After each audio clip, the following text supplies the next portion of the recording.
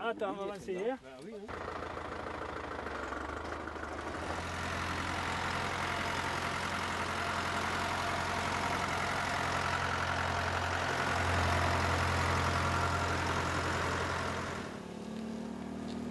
D'accord, allez, mettons pour cela.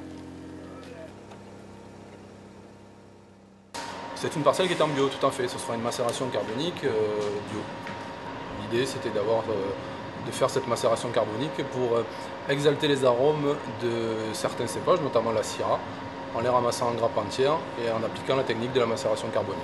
Alors, la macération carbonique, ça consiste à ramasser des raisins et à les encuver en grappes entières. Respecter l'intégrité de la grappe des grains au maximum, c'est-à-dire on cueille à la main, on met en caissette et on remplit la cuve directement, donc il n'y a pas d'égrappage, pas de foulage, les grains sont déposés dans la cuve. Et la fermentation a lieu dans le grain.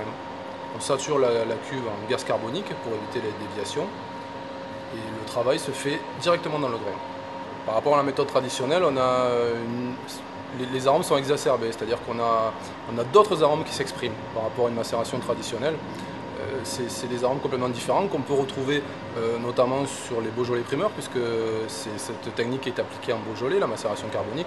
Mais là, elle est couplée à une macération traditionnelle. Il y a 10 jours de macération carbonique proprement dite, et puis une dizaine de jours de macération traditionnelle où on va faire de l'extraction comme on l'a fait sur les cuvées traditionnelles, avec des pigeages, des remontages, des délestages, pour avoir un vin qui est à la fois fruité et à la fois structuré. C'est-à-dire que ça sera un vin de garde avec une expression aromatique un peu plus puissante que sur une macération traditionnelle.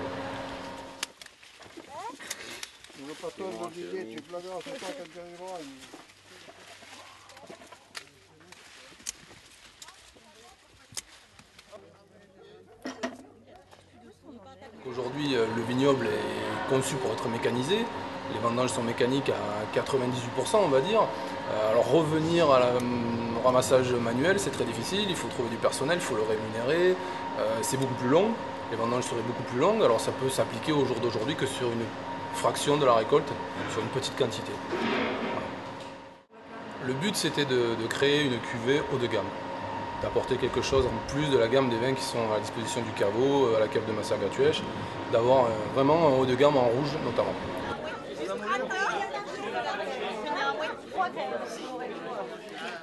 Ils ont ramassé environ 7200 kg, voilà, en 4 heures, ce qui est une performance, mais ils étaient assez nombreux quand même. En quantité, en ne récupérant que le jus de goutte, on devrait avoir une quarantaine d'hectos, environ 4000 litres de vin, ce qui va donner 6000 bouteilles environ.